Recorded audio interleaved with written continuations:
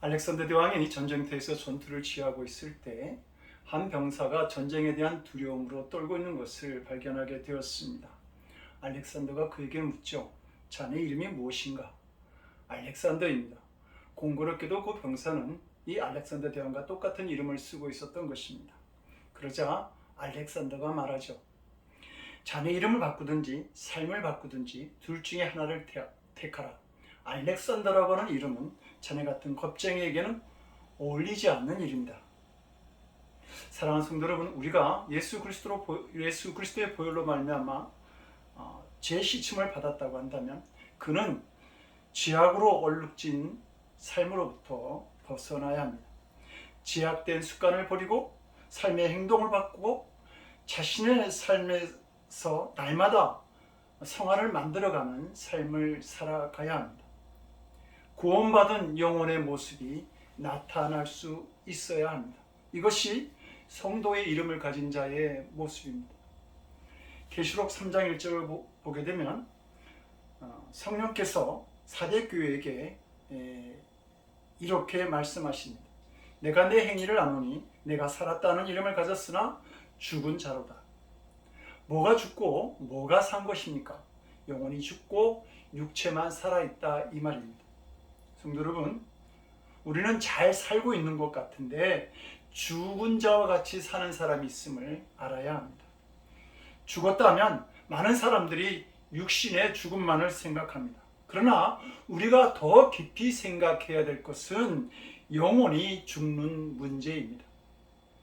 영혼이 죽은 사람의 행위를 보게 되면 마치 죽은 사람에게서 나는 악취가 그에게도 진동하는 것을 볼 수 있습니다. 영혼이 죽는 것이 더 큰 문제라고 하는 말입니다. 예수님은 오늘 본문에서 말씀하십니다. 사람이 온 천하를 얻고도 제 목숨을 잃으면 무엇이 유익하리요? 사람이 무엇을 주고 제 목숨을 바꾸겠느냐? 모든 사람들이 예수님이 하신 이 말씀에 동의합니다. 그리고 자기들도 목숨을 소중히 여기면서 살고 있다고 생각하죠. 그런데 가만히 그들의 실상을 들여다보면 그렇지 않습니다. 생명을 무엇보다도 아끼는 것 같은데 사실은 가장 소홀히 여기면서 살아가고 있습니다. 사람들은 생명을 소중히 여긴다라고 말할 때에 육신을 돌보는 것으로 생각합니다. 그래서 생명을 귀히 여기라고 하면 건강이 무엇보다 중요하다. 그러므로 이제부터 돈도 권력도 명예도 중요하지만 너무 일반하지 말고 건강부터 조심하라고 하는 뜻으로 생각합니다. 말은 생명이라고 하는데 건강 이상을 생각하지 못하는 것입니다. 생명을 건강과 똑같이 생각하고 있기 때문이죠. 그래서 많은 사람들이 자신들은 스스로 생명에 대해서 매우 조심하여 잘 돌보고 있다고 생각하지만 실상을 보면 그들은 자기 생명이 아닌 육신을 돌보고 있을 뿐입니다. 생명에는 육신 외에 더 중요한 것이 있다라고 하는 사실을 모르고 있는 것입니다. 예수님은 본문에서 아무든지 나를 따라오거든 자기를 부인하고 자기 십자가를 지고 나를 쫓을 것이니라 이렇게 가르칩니다. 이 말씀에 비추어 볼 때 예수님이 하신 목숨은 우리의 육신이나 건강의 문제를 말하고자 함이 아니라고 하는 사실을 알게 됩니다. 그런데 많은 사람들이 죽고 사는 문제를 육신의 문제에만 초점을 두고 있다는 것이죠. 건강하게 활동하고 살면 잘 산다고 그렇게 생각합니다. 보이는 육신에게만 투자를 하고 잘 돌보려고 합니다. 모든 생각과 관심, 시간과 노력을 몸과 물질에만 투자를 하고 있는 것이죠. 그래서 사람들은 부와 승진, 지식, 지위, 명성, 풍요 이것을 위해서 자신의 영혼을 포기합니다. 영혼을 살리는 말씀을 드리려고 하지 않습니다. 물론 육신을 소홀히 하라는 말은 아닙니다. 그러나 사람의 진정한 문제는 영혼인데 영혼에 대해서는 아무 노력을 기울이지 않는다라고 하는 것이죠. 사람들은 정말 관심을 가져야 될 영혼의 문제를 스스로 소홀히 여기기 때문에 생명을 잃어버리는 것입니다. 성도 여러분, 그런데 우리가 생명이 무엇인지 정확하게 잘 이해를 하지 못하게 되면 우리는 자기의 생명이 보배가 아니라 천덕꾸러기로 취급하며 살 수 있게 됩니다. 본문에서 예수님은 목숨이 천하보다도 귀하다라고 말씀하셨습니다. 그런데 만약 여기서 목숨이 육신을 의미하는 것이라고 한다면 내 육신이 살기 위해서 천하에 있는 모든 목숨을 죽여도 괜찮다라고 하는 말이 됩니다. 히틀러가 한 짓이 용서가 될 수 있는 것이죠.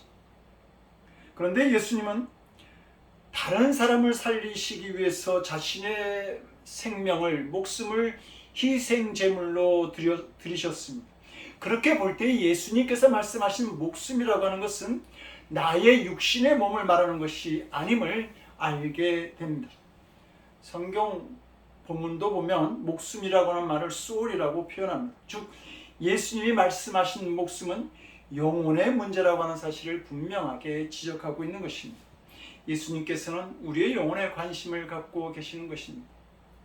인간이 만물 중에 으뜸인 이유는 모든 생명에게서 찾아볼 수 없는 영혼을 소유하였기 때문입니다.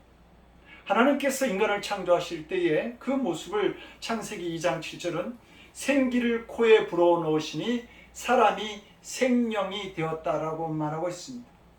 하나님께서 천지를 창조하실 때에 살아있는 영을 불어넣어 주신 존재는 인간 외에는 없습니다.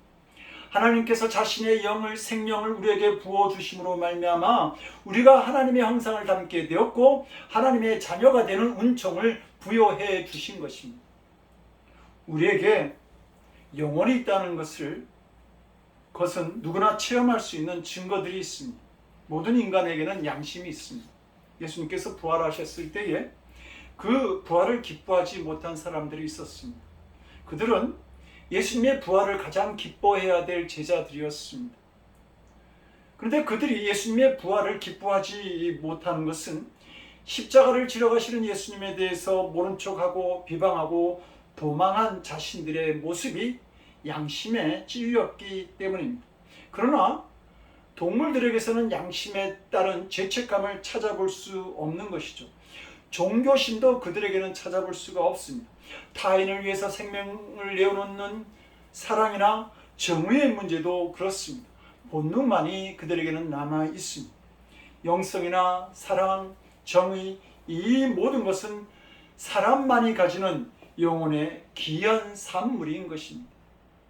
성도 여러분, 사람의 소중함, 귀함이라고 하는 것은 그 영혼에 달려 있습니다. 영혼에 따라 사람의 가치가 결정되어진다고 하는 말입니다. 사람이 죽고 사는 문제는 어떻습니까? 이 문제 역시 우리 영혼이 우리에게서 떠나느냐 아니냐라고 하는 문제인 것이죠.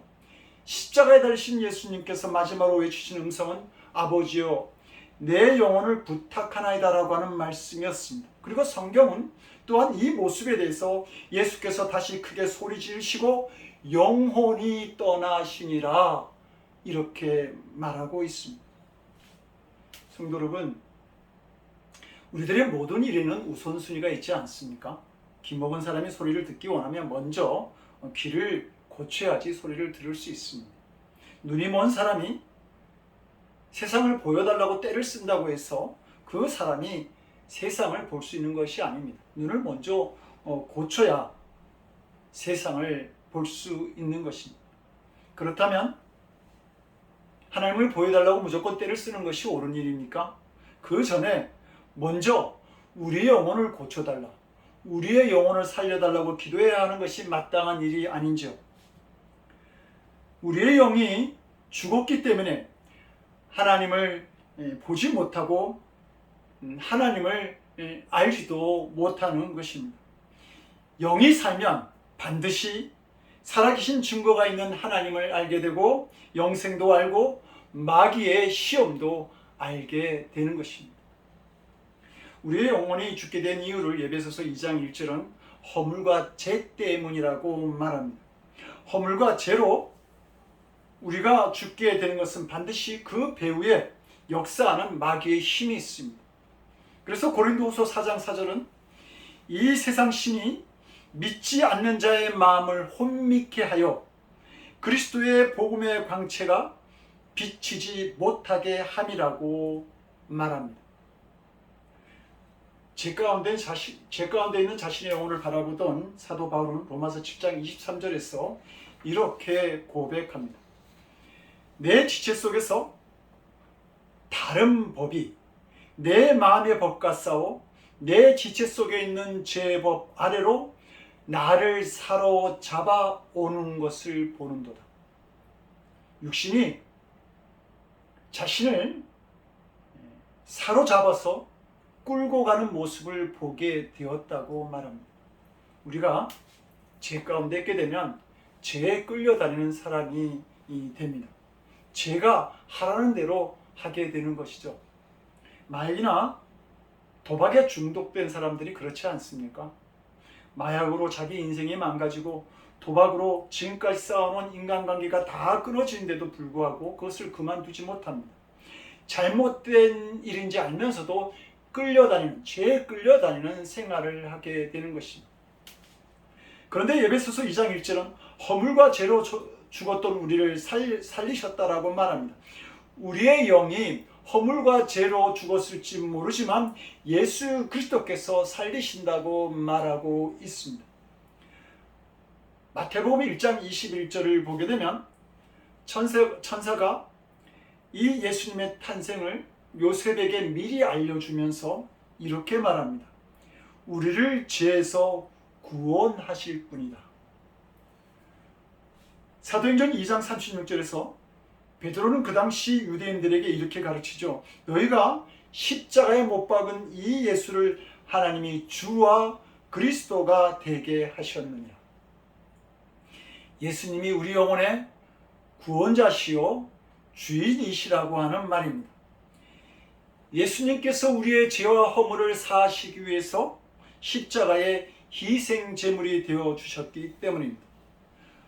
그러므로 우리가 그 예수님을 영접하게 될 때에 우리의 죄가 사여지고 우리의 영혼이 살아나는 일이 일어납니다.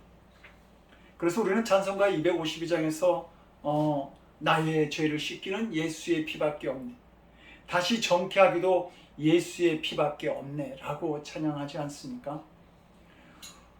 우리를 죄에서 건져주시는 주 예수 이름, 그 이름의 권세가 크고 복된 것입니다.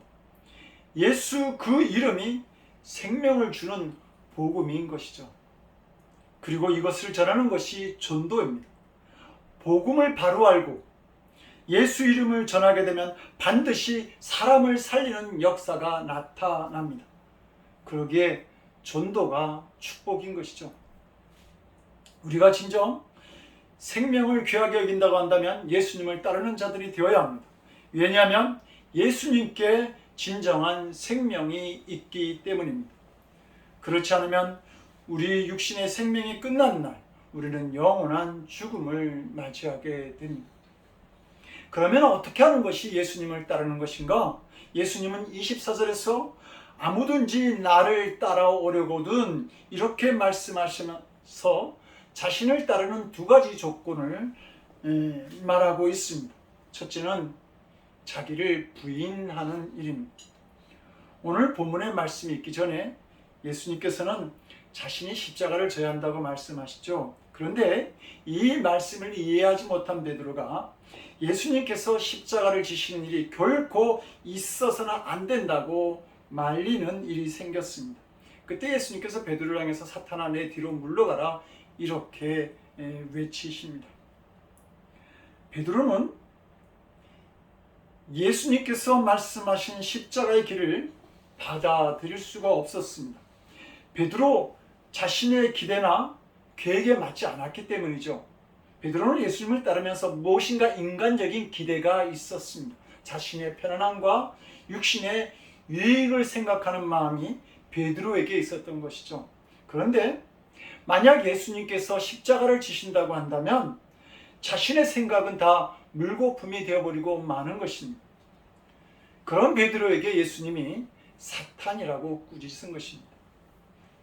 베드로가 생각하는 인간적 유익과 편안함들이 바로 사탄이 주는 것이라고 말씀하고 있는 것이죠. 베드로가 끝까지 자신을 부인할 수 없다고 한다면 예수님을 따라갈 수 없는 것입니다. 출애굽한 이스라엘이 가나안 땅에 정착한 후에 약 500년 동안 사사시대를 거치게 됩니다.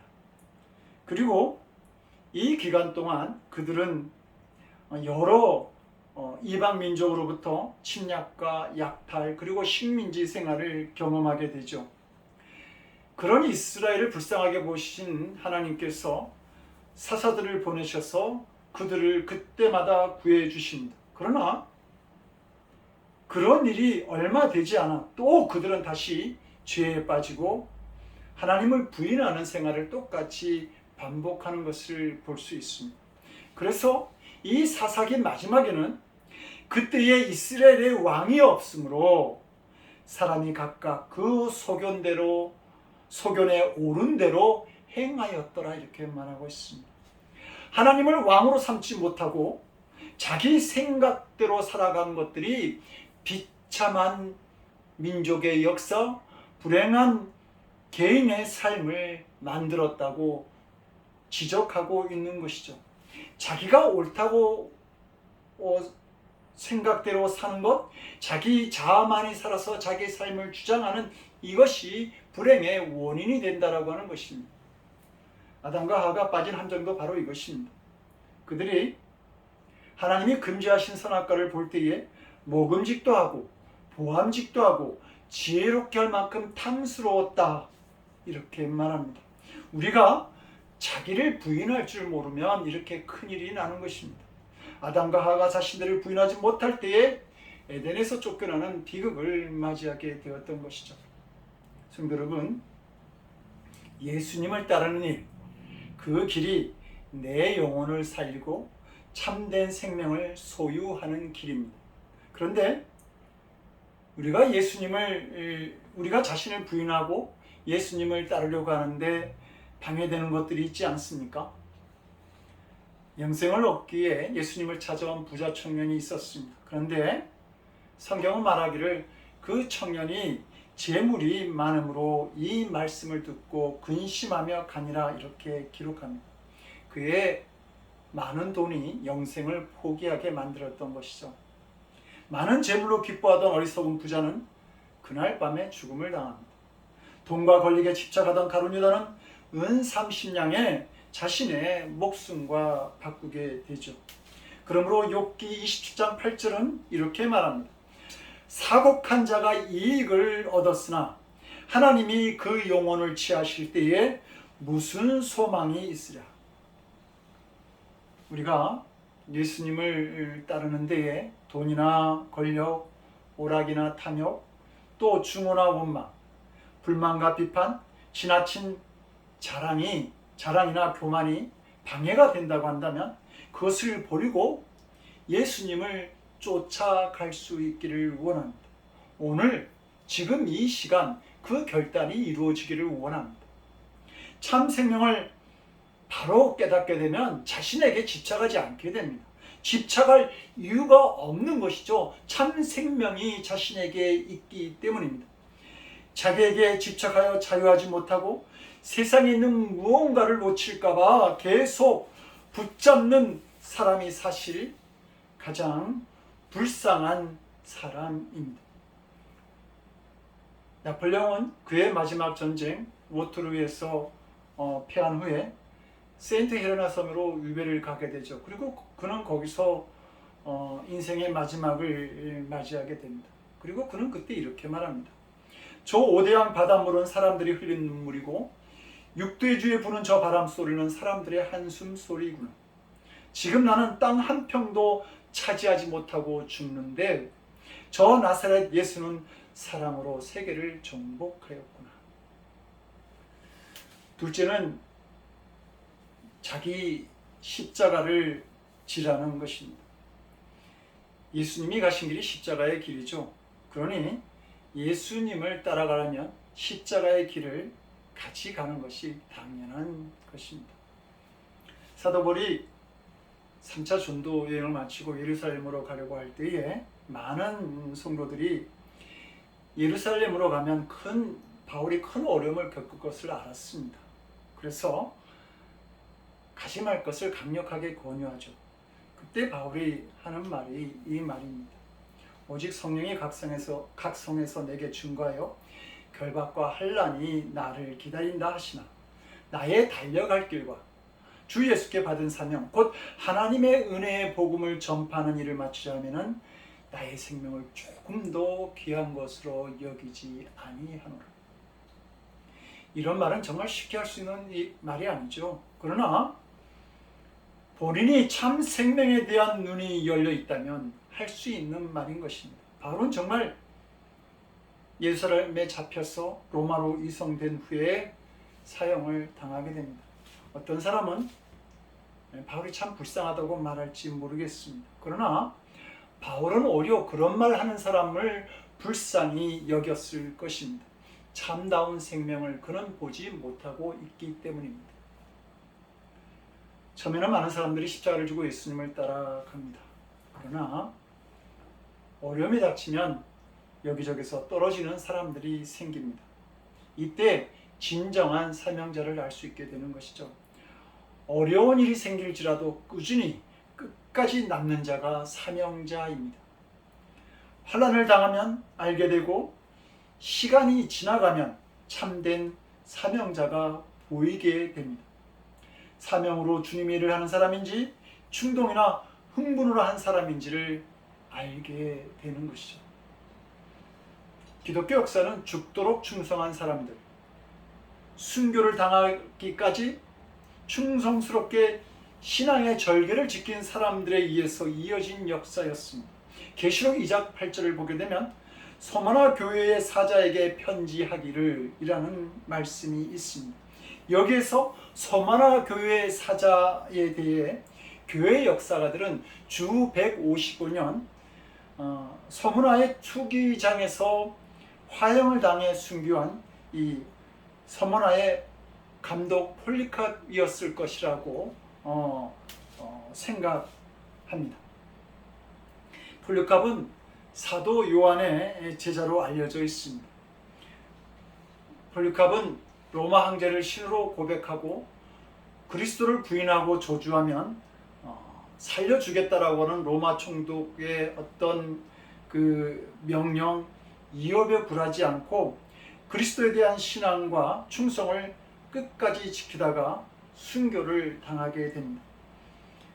폴리캅은 그 형장에서 죽기 전에 마지막으로 한 신앙 고백, 마지막으로 한 기도가 있습니다. 그는 나는 86년 동안 나를 구원하신 나의 왕을 섬겨왔습니다. 그동안 그분은 나에게 한 번도 모른다고, 나를 모른다고 말씀하시지 않았습니다. 그런데 어찌 내가 그분을 모른다고 할 수 있겠습니까? 라는 신앙 고백을 하면서 그리고 마지막으로 하늘 우러러 보면서 이렇게 기도합니다. 내가 당신께 찬양을 돌립니다. 당신은 오늘 이 시간 나로 하여금 순교자들의 수에 참여하는 영광을 주셨습니다. 이것을 인하여 그리고 모든 것을 인하여 나는 당신을 찬양하며 당신을 송축하며 당신께 영광을 돌립니다. 아멘. 소아시아에 있던 7교회 중에 오늘날까지 남아있는 교회는 단 한 곳밖에 없습니다. 위대한 순교자 폴리캅 감독이 담임으로 있었던 바로 이 서머나 교회입니다. 폴리캅 감독의 순교는 2000년 역사에도 그 사명을 꾸준히 계속해서 감당할 수 있는 서머나 교회를 세우게 되었던 것입니다. 예수님은 오늘 본문에서 누구든지 제 목숨을 구원코자 하면 잃을 것이요 누구든지 나를 위하여 제 목숨을 잃으면 찾으리라 이렇게 말씀하십니다. 사랑하는 성도 여러분, 혹 우리가 져야 될 십자가는 없습니까? 우리의 선교지가 십자가가 되는지, 교회를 물질로 교회를 섬기는 일이 이 십자가가 되고 영혼을 구원하기 위해 전도하는 일이 십자가가 되지는 않는지요. 그러면 기쁨으로 그 십자가를 지시기 바랍니다. 그 일로 인하여 반드시 위대한 하나님의 역사를 보게 될 것입니다. 자기 십자가를 질 때는 어려워 보여도 반드시 그곳에 참된 생명의 역사가, 영원히 살아나는 역사가 나타나는 것입니다. 사랑하는 성도 여러분, 오늘 본문을 통해서 예수님은 우리가 참 생명을 얻고 또 누릴 길을 말씀해 주셨습니다. 지금까지 참 생명을 위하여 얼마나 바로 살아오셨는지, 육신의 목숨이 귀한 것만 알았지 참 생명이 무엇인지도 모르고 참 생명인 영혼을 위해서는 아무 일도 하지 못하고 살아오지는 않았습니까? 오늘 결단하시기 바랍니다. 내 영혼이 사는 길을 가기 위해 나를 부인하고 십자가를 지는 인생을 살아가겠노라고 말입니다. 우리는 깨달아도 연약합니다. 예수님이 붙잡아 주셔야 합니다. 이 결단이 이루어지는 삶을 위해서 함께 기도하며 나아갑시다. 기도하시겠습니다. 내 영혼의 주인 되시는 하나님, 나를 부인하는 삶으로 인해서 내 영혼이 새로워지고 십자가를 지는 그 결단으로 인해서 내 영혼이 거듭나기를 원합니다. 이 일을 감당하기에 우리는 연약하지만 끝까지 우리를 도우시는 주님 사랑 의지합니다. 참 생명을 가진 우리의 영혼이 될 수 있도록 주여 우리를 도와주시옵소서. 이제는 십자가에서 흘리신 보혈로 우리의 영혼을 거듭나게 하시는 우리 주 예수 그리스도의 크신 은혜와 독생자의 희생제물을 통해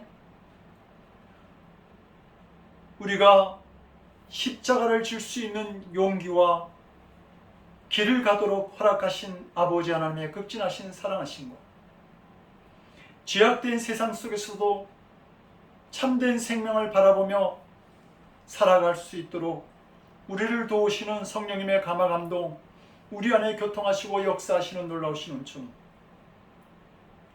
나의 영혼을 살리기 위해 참된 생명을 얻기 위해 자기를 부인하고 십자가를 지는 삶을 살아가기로 결단하는 사랑하는 성도들 머리 위에 저들의 삶과 가정과 일터와 드리는 기도 위에 그리고 뭇 영혼들 참 생명 얻도록 그리스도의 복음을 들고 땅끝까지 사명 감당하는 선교사님들과 그 가정 위에 지금으로부터 영원토록 함께하옵시기를 간절히 축원드리옵나이다.